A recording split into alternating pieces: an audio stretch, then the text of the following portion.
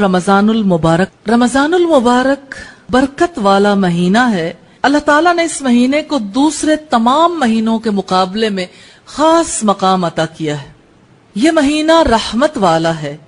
اللہ تعالیٰ نے اس کو کچھ خصوصیات اور فضیلتیں عطا کی ہیں جن کی وجہ سے یہ دوسرے مہینوں سے ممتاز ہے۔ پہلی خصوصیت ہے رمضان میں قرآن نازل کیا گیا۔ رب العزت نے فرمایا شہر رمضان الذی انزل فیہ القرآن، البقرہ کی آیت نمبر 185 ہے۔ رمضان کا مہینہ وہ ہے جس میں قرآن نازل کیا گیا۔ حضرت ابو ہریرہ رضی اللہ تعالیٰ عنہ سے روایت ہے، رسول اللہ صلی اللہ علیہ وسلم نے ارشاد فرمایا تمہارے پاس رمضان آیا ہے، یہ برکتوں والا مہینہ ہے، اللہ نے اس کے روزے تم پر فرض کیے ہیں، اس میں آسمان کے دروازے کھول دیے جاتے ہیں اور سرکش شیطانوں کو جکڑ دیا جاتا ہے۔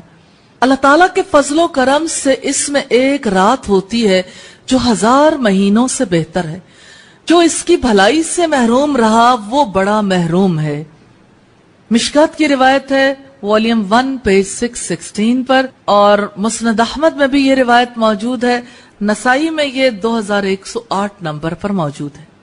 دوسری اہم بات جو رمضان المبارک کے حوالے سے دیکھنی ضروری ہے کہ آسمانی کتابیں اور صحیفے اسی مہینے میں نازل کیے گئے۔ مسند احمد کے والیوم 7 اور 17109 پر یہ روایت ہمیں ملتی ہے۔ رمضان کی ایک رات 1000 راتوں سے افضل ہے۔ سورہ القدر کی آیت نمبر 3 میں ہمیں اس کا تذکرہ ملتا ہے۔ رمضان کی خاص باتوں میں سے یہ بھی ہے کہ رمضان میں سرکش شیاطین کو جکڑ دیا جاتا ہے۔ ترمذی کی 682، ابن ماجہ کی 1642 نمبر روایت سے پتہ چلتا ہے۔ پانچویں بات یہ کہ رمضان میں جنت کے دروازے کھول دیے جاتے ہیں اور جہنم کے دروازے بند کر دیے جاتے ہیں۔ بخاری کی 1898 اور 99 نمبر روایت سے پتہ چلتا ہے۔ چھٹی بات ہے رمضان میں اللہ تعالیٰ روزانہ جنت کو سنوارتا اور مزین کرتا ہے۔ مسند احمد کی روایت ہے 7904 نمبر پر۔ ساتویں اہم بات یہ کہ رمضان کے روزے واجب ہیں، البقرہ کی آیت نمبر 185 سے پتہ چلتا ہے۔ اور آٹھویں بات ہے فرشتے روزہ داروں کے لیے دعائیں کرتے ہیں۔ نویں بات یہ ہے کہ رمضان کی آخری رات میں روزے داروں کی بخشش کر دی جاتی ہے۔ اور 10ویں بات ہے رمضان سے رمضان تک کے گناہ معاف کر دیے جاتے ہیں۔ مسلم کی 550 نمبر روایت سے ہمیں پتہ چلتا ہے۔ 11ویں بات ہے رمضان میں عمرہ کا ثواب حج کے برابر ہو جاتا ہے۔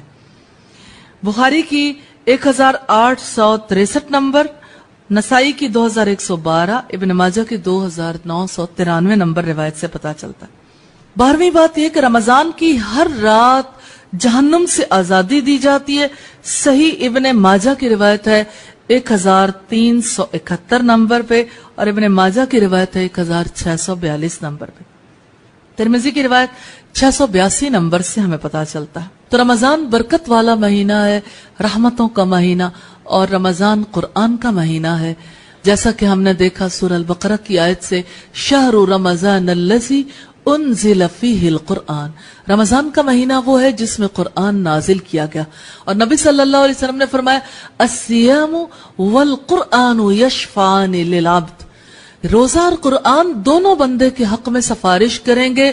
روزہ کہے گا کہ اے میرے رب، میں نے دن بھر اسے کھانے پینے سے روکے رکھا، اس کے حق میں میری سفارش قبول فرمائیے۔